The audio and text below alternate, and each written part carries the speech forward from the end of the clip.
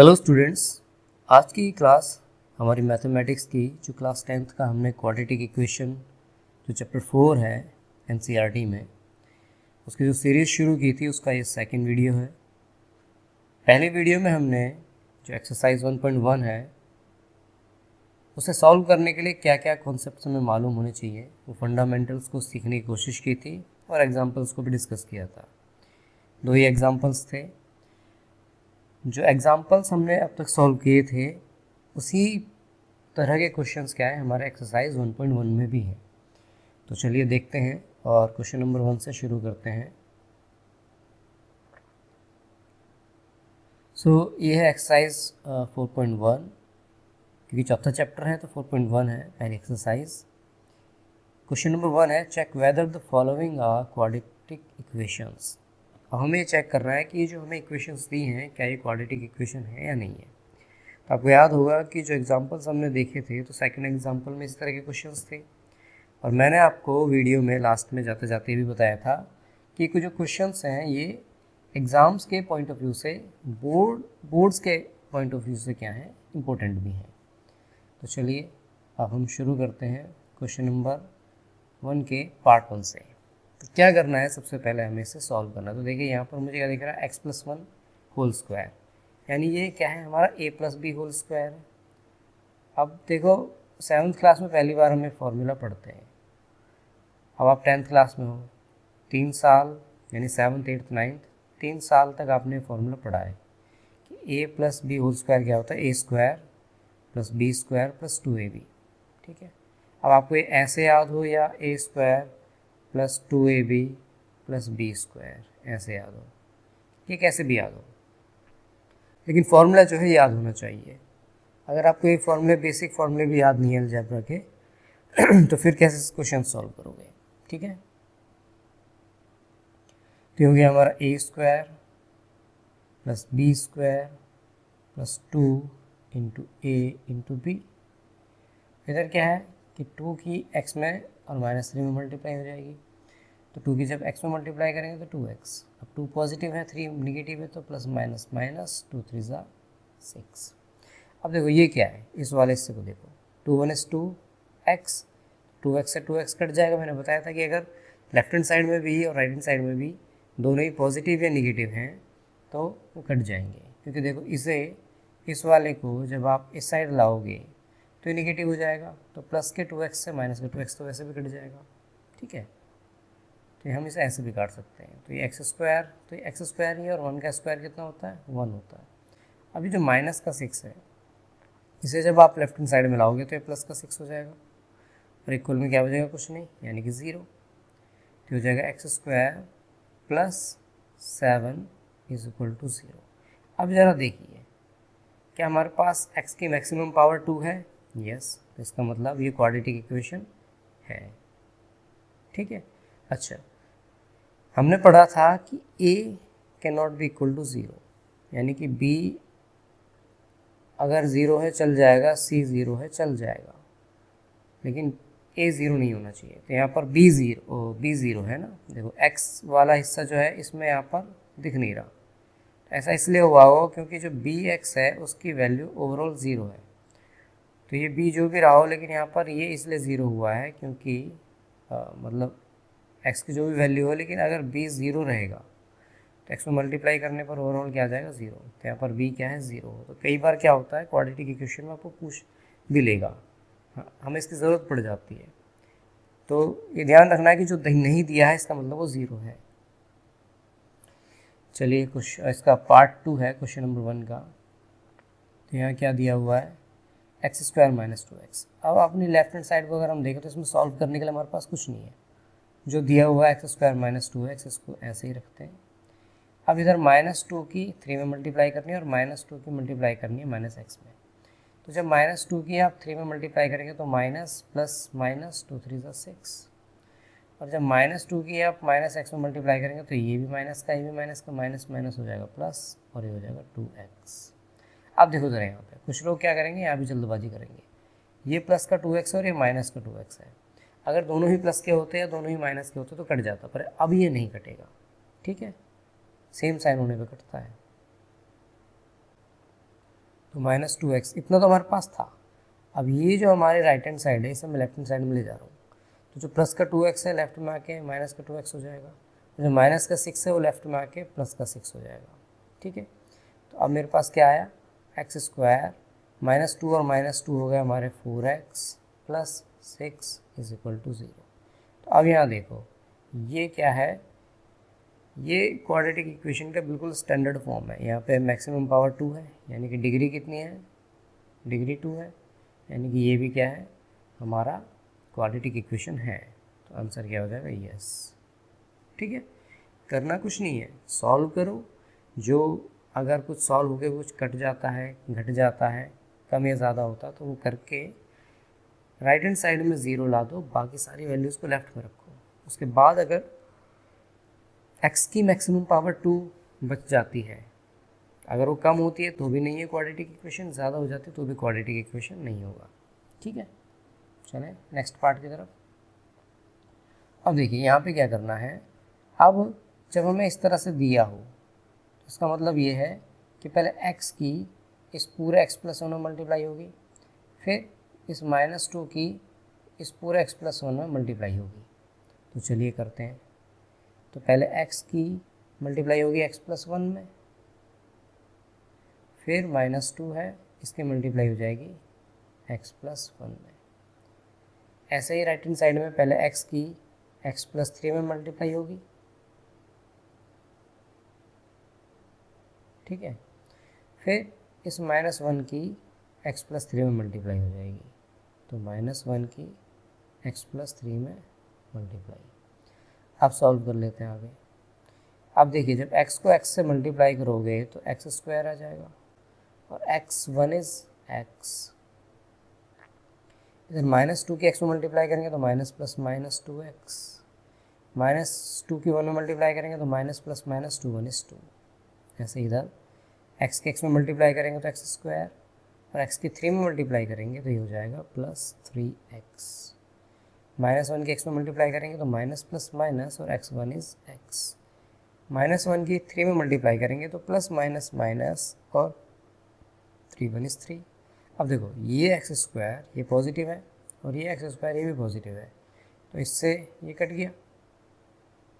Left में क्या बचा, x में जब 2x जाएंगे तो -x बचेगा और ये -1 ऐसा कैसे ही रह गया। राइट हैंड साइड में 3x में से जब x जाएंगे तो बचेंगे 2x और यहाँ बचा -3, तो -3। अब देखो मैं इसे यहाँ से मैं इसे दो तरीके से सॉल्व करना आपको बताऊँगा। अब या तो हम ये कर सकते हैं कि सारे के सारे को उठाकर लेफ्ट हैंड साइड में ले जाएं, तो मैं पहले वही करूँगा। तो -x -1 ऑलरेडी है मेरे पास, 2x यहाँ पर पॉजिटिव है इधर आके नेगेटिव हो जाएगा, और -3 इधर नेगेटिव इधर आके पॉजिटिव हो जाएगा, इक्वल में 0। -2 और -1 है ना, अगर -x दिया तो इसका मतलब -1x है, तो ये हो गया -3x और 3 में से 1 गया तो बच गया 2 = 0। अब देखो ये तो मुझे क्लियरली दिखाई दे रहा है कि यहाँ पर आपकी मैक्सिमम पावर कितनी हो गई, 1 हो गई है। तो ये क्वाड्रेटिक नहीं है, लीनियर इक्वेशन तो है, और हमसे तो पूछा कि क्या क्वाड्रेटिक इक्वेशन है, तो आंसर क्या हो जाएगा, नो। आंसर क्या हो जाएगा, नो।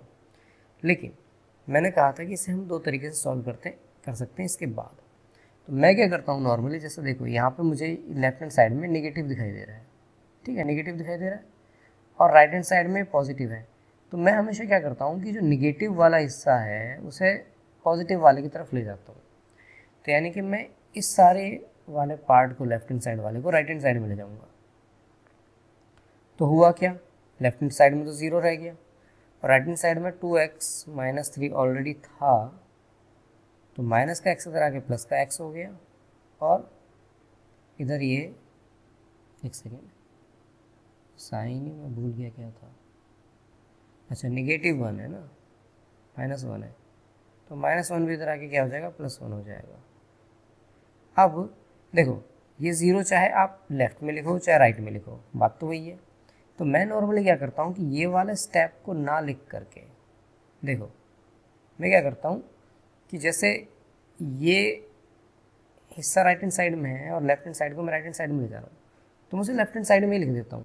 तो मैं इसे ऐसे लिख रहा होता हूँ -2x - 3 + x + 1, और ये ज़ीरो जो लेफ्ट में था उसे चाहे राइट में लिख लो चाहे लेफ्ट में लिखो, ज़ीरो तो ज़ीरो ही रहेगा। तो इस तरह से मैं सॉल्व करता हूँ।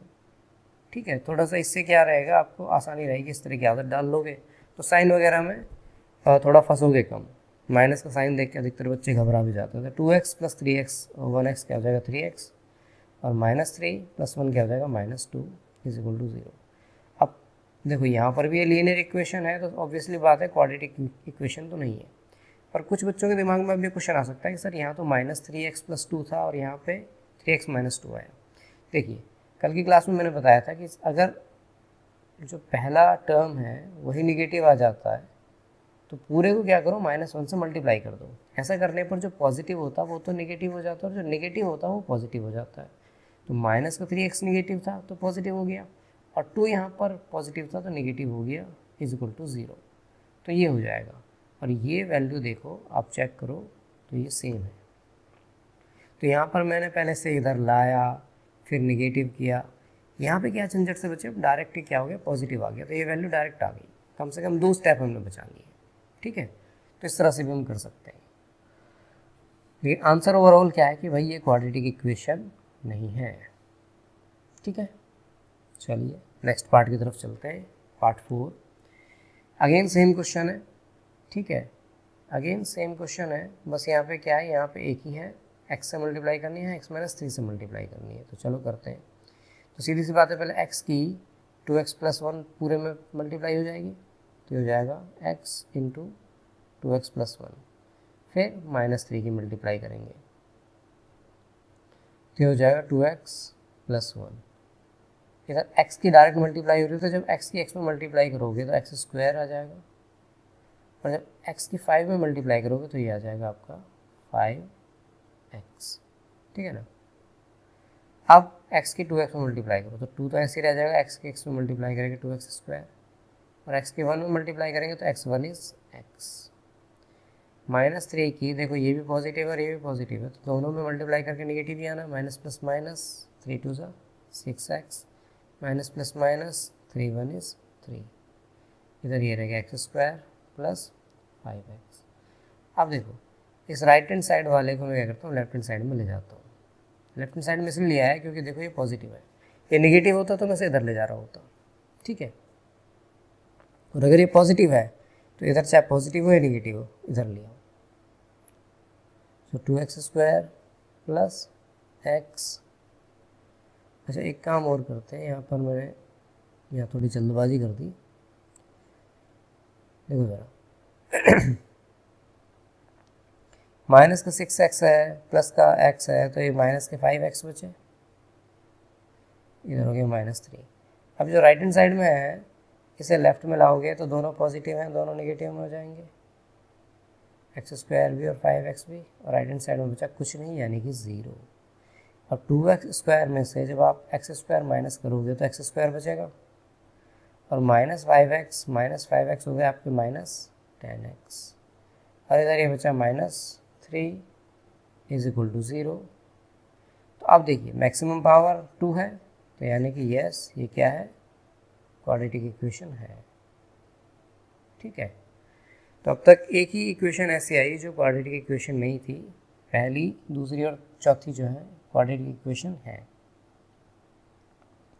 नेक्स्ट क्वेश्चन है 2x - 1 × x - 3 = x + 5 × x - 1।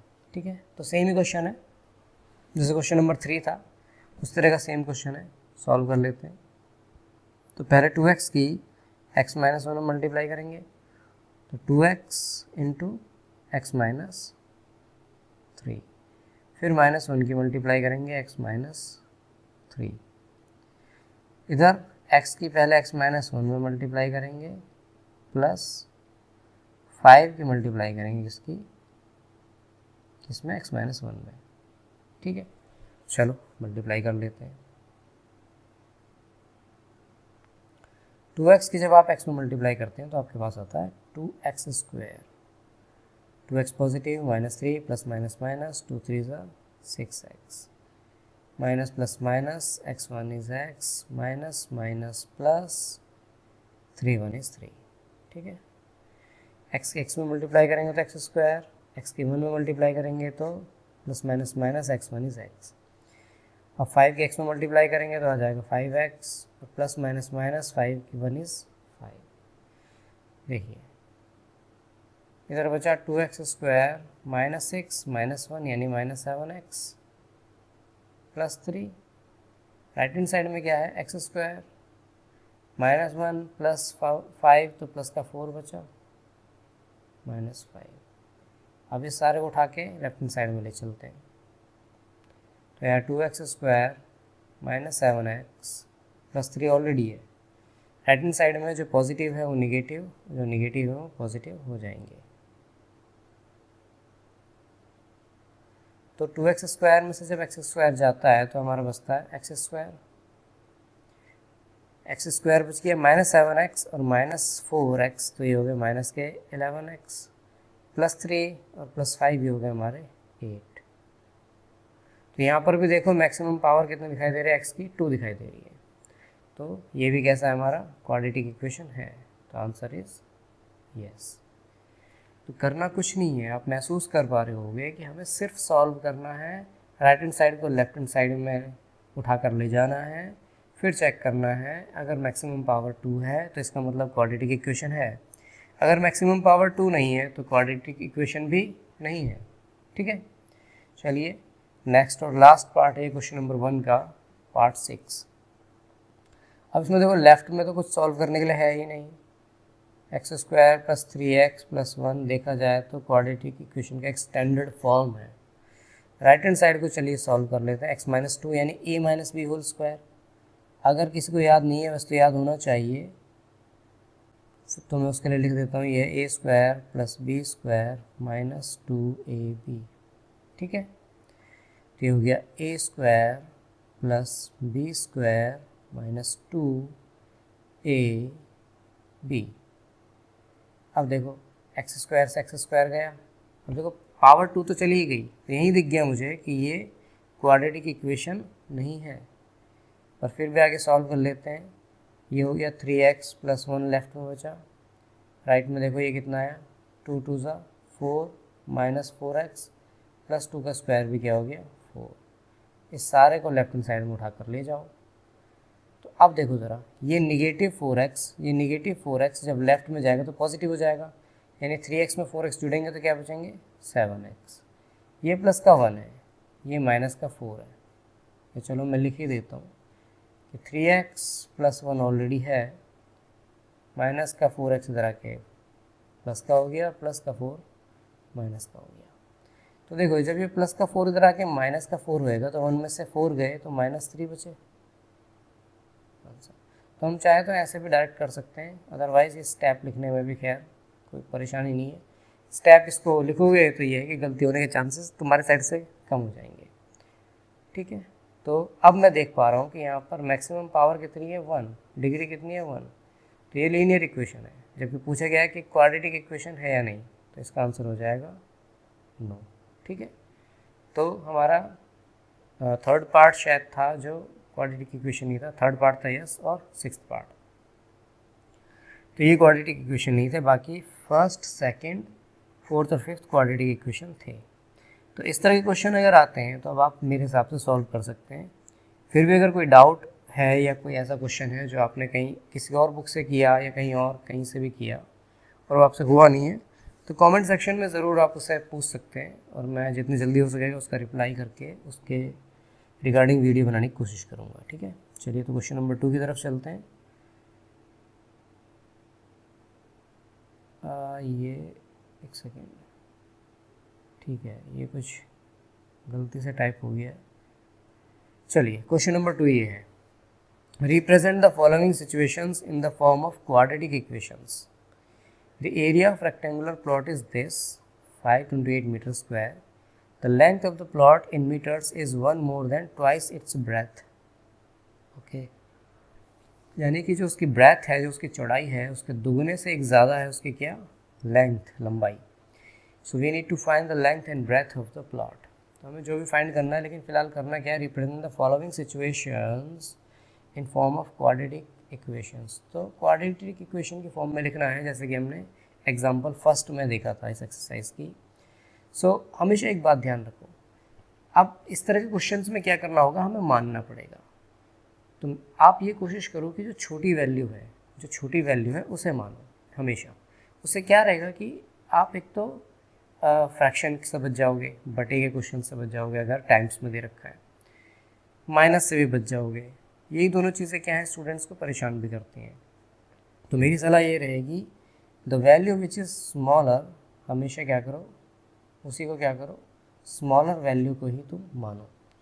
तो अब मुझे बताओ कि आपके पास एक रेक्टेंगल है, तो ये है लेंथ। लेंथ वो होती है जो ब्रेथ से ज़्यादा होती है। देखो, चौड़ाई हमेशा लंबाई से कम होती है, तो लेंथ जो है वो लंबी होगी, ज़्यादा होगी, तो ब्रेथ सीधी सी बात है कम होगी। तो हम ब्रेथ को मान लेंगे। तो let the breath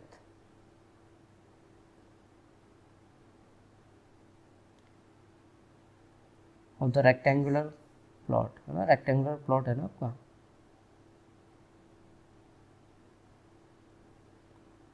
rectangular plot is equal to something x metre, क्योंकि देखो हमें लेंथ किस में दी है, मीटर्स में, तो विड्थ में मीटर्स में ही होगी। अब आगे वो क्या कह रहा है कि जो लेंथ है this is 1 more than twice its breath, यानी जो ब्रेथ है उसके दुगने से एक ज़्यादा है। So therefore the length of the rectangular of plot, और रेक्टेंगुलर प्लॉट क्या हो जाएगी भाई, इसकी ब्रेथ x है तो इसका दुगना क्या हो जाएगा 2x, और वो इससे एक ज़्यादा है तो इसमें एक ऐड कर दो, तो इतनी क्या होगी उसकी लेंथ। अब रेक्टेंगल का जो एरिया होता है, वो क्या होता है, length into breadth, L into B. Therefore area of the rectangular plot is equal to what, length 2x plus 1 multiplied by width x and इतना मीटर स्क्वायर। लेकिन बट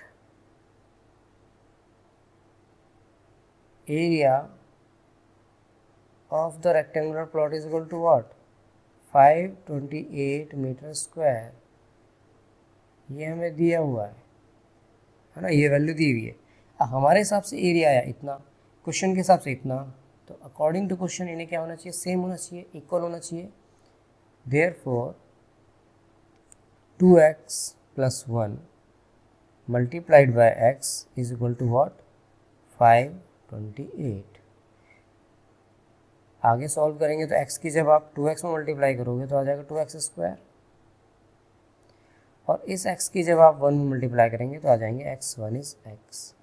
और ये जो 528 राइट हैंड साइड में है, इसे मैं लेफ्ट हैंड साइड में ले जा रहा हूँ, तो पॉजिटिव था, निगेटिव 528 हो जाएगा। तो आंसर आपका आया 2x square plus x minus 528, यही आपका आंसर है। आपको इसे क्वाड्रेटिक इक्वेशन की फॉर्म में लिखना था, क्वाड्रेटिक इक्वेशन की फॉर्म में ये लिखा जाएगा 2x square plus x minus 528 sorry, ठीक है। सो ये था हमारा क्वेश्चन नंबर 2 का पार्ट 1।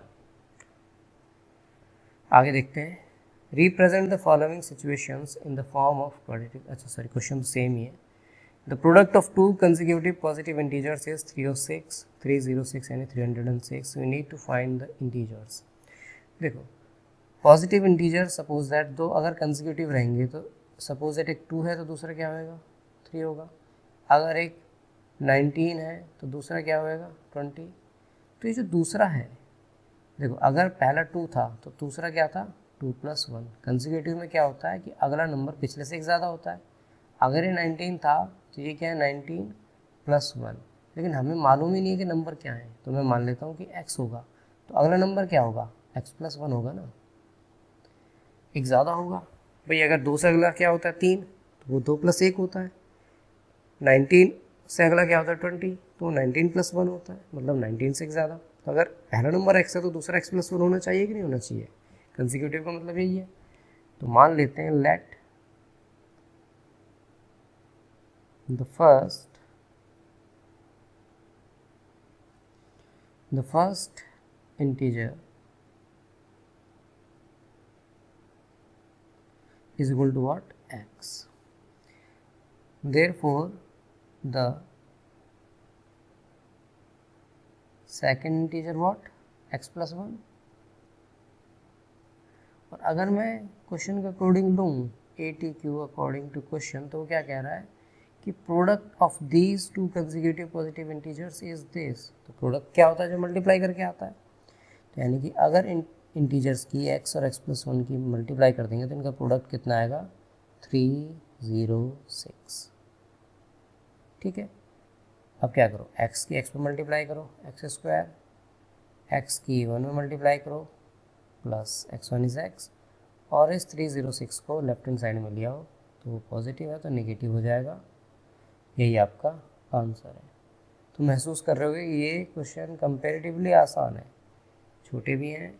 मैं नहीं कह रहा हमेशा ही आसान होगा, ये तो खैर काफ़ी आसान था, पर आपको पहले समझना होगा कि दिया हुआ क्या है और मैं उसे कैसे यूज़ कर सकता हूँ। मुझे मालूम था कि पहला इंटीजर क्या होगा? छोटा होगा, अगले वाला बड़ा होगा। ठीक है, क्योंकि उसने पॉजिटिव दिए थे। तो ऑब्वियस सी बात है कि मैंने छोटे वाले को यानी पहले वाले को मान लिया x, तो अगला x+1 होगा। तुम दूसरे को x मानते तो पहला वाला x-1 हो जाता।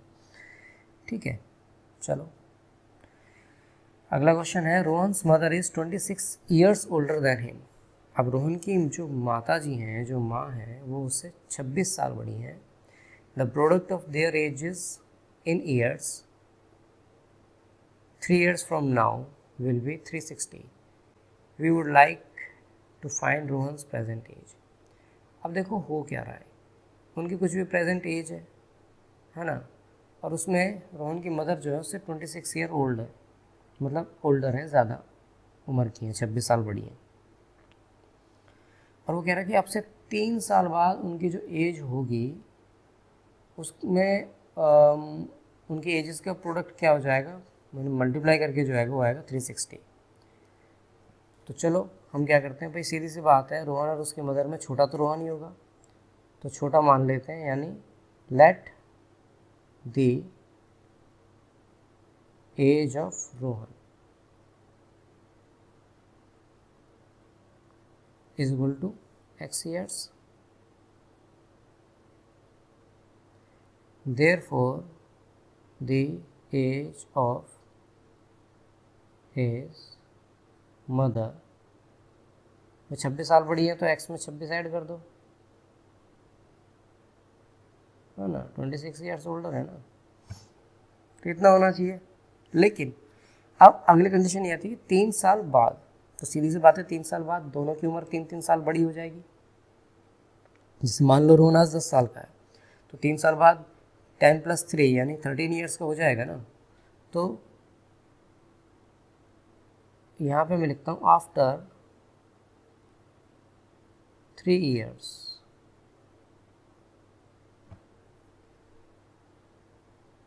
the age of Rohan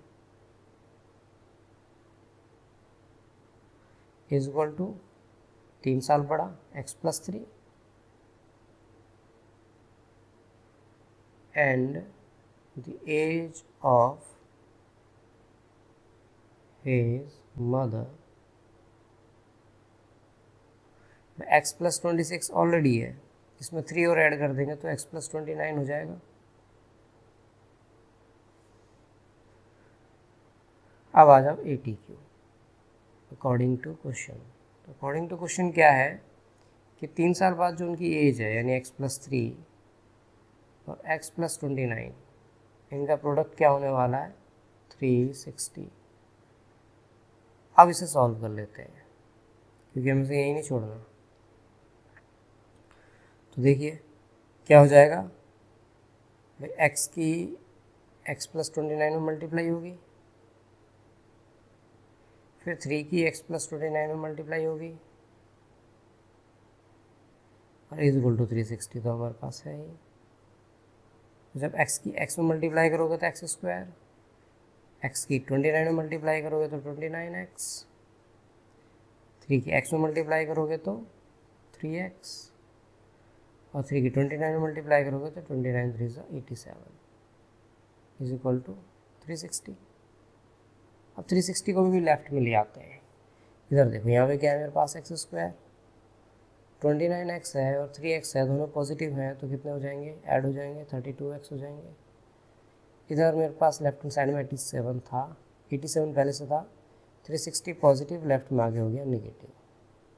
ठीक है, तो एक्स स्क्वायर प्लस 32x, 60 गए तो 27 माइनस करेंगे तो ये हो गया, सॉरी नेगेटिव आएगा ना भाई, नेगेटिव बड़ा है तो नेगेटिव ही बचेगा, तो ये हो जाएगा हमारा -273। तो ये है भैया इसका क्वाड्रेटिक इक्वेशन में रिप्रेजेंटेशन। ठीक है, तो इस क्वेश्चन का क्वाड्रेटिक इक्वेशन की फॉर्म में ऐसे इससे दिखाएंगे। देखो हुआ क्या था, हमने मान लिया रोहन की एज x ईयर्स है, उसकी मम्मी 26 ईयर्स बड़ी हैं तो x प्लस 26 ईयर्स हो गया। 3 साल बाद इसकी एज में भी 3 ऐड हो गया तो x प्लस 3 हो गया, और उसके मदर की एज में भी 3 ऐड हुआ तो 26 और 3 29 हो गए। वो कह रहा है कि इनका प्रोडक्ट जो है 3 साल के बाद की एज का 360 है, तो इनका प्रोडक्ट निकाला तो 360 के इक्वल होना चाहिए अकॉर्डिंग टू क्वेश्चन।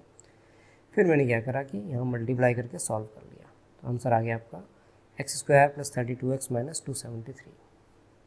चलिए नेक्स्ट एंड लास्ट क्वेश्चन है इस एक्सरसाइज का, क्वेश्चन नंबर 2 का भी लास्ट क्वेश्चन है और एक्सरसाइज का भी लास्ट क्वेश्चन है। अ train travels a distance of 480 kilometre at a uniform speed in if the speed had been 8 kilometers per hour less, then it would have taken 3 hours more to cover the same distance.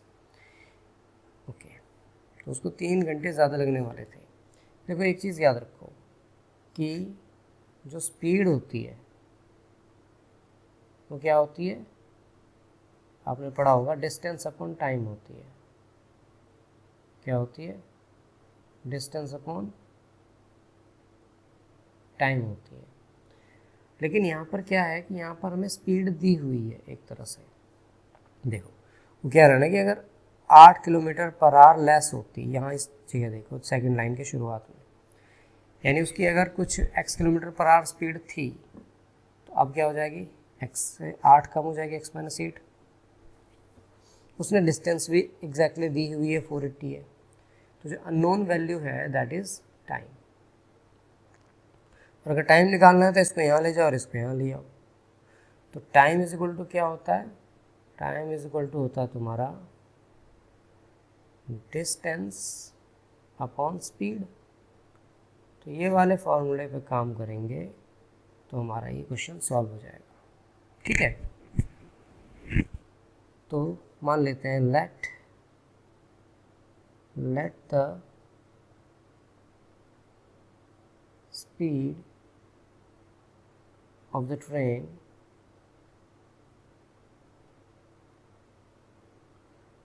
is equal to what, x kilometre per hour. ठीक है, तो because distance is equal to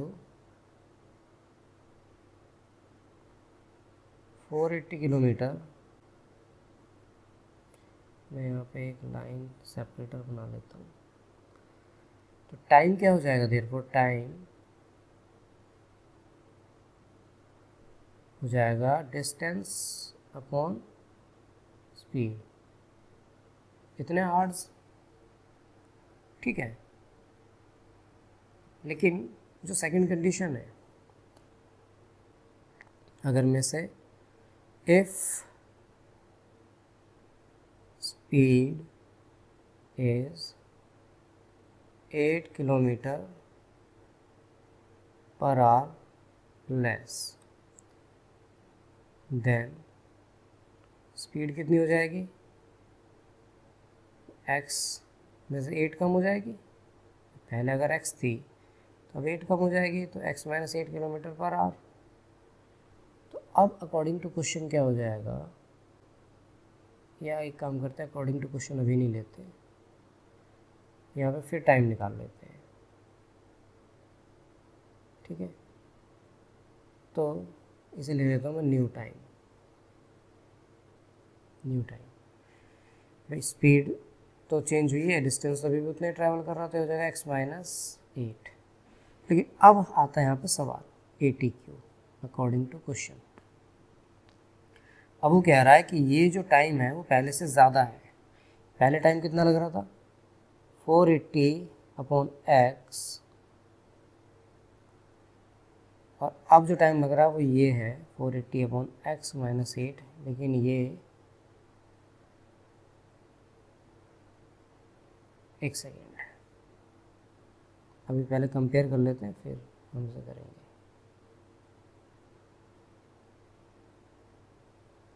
अब देखो यहाँ पे speed जो है, यहाँ पे स्पीड कुछ थी और कुछ टाइम लग रहा था, यहाँ पे स्पीड कम हो गई तो टाइम ज़्यादा लग रहा होगा, ऑब्वियसली बात है टाइम ज़्यादा लग रहा होगा। तो टाइम अगर मैं इसमें भी 3 ज़्यादा कर दूँ तो इन्हें बराबर हो जाना चाहिए, इन्हें क्या हो जाना चाहिए, बराबर हो जाना चाहिए। तो यही हम करेंगे। ठीक है, लेफ्ट हैंड साइड और राइट हैंड साइड को बराबर करने के लिए जो कम है उसमें जोड़ दो। अब या तो आप इसमें से 3 माइनस कर देते या इसमें 3 ऐड कर दो। तो हमेशा मैं ऐड करने की कोशिश करता हूँ, आप भी ऐड करने की कोशिश करो। इससे क्या होगा कि आप माइनस से बचोगे आगे, है ना। बच्चों के दिमाग में एक डर सा रहता है कि भाई माइनस की वजह से सवाल गलत हो जाएगा। चलो, तो अब एक काम करते हैं कि जो ये राइट हैंड साइड में वैल्यू है 480 अपॉन x माइनस 8, इसे भी लेफ्ट हैंड साइड में ले आते हैं। तो हो जाएगा मेरा 480 अपॉन x। एक काम करते हैं,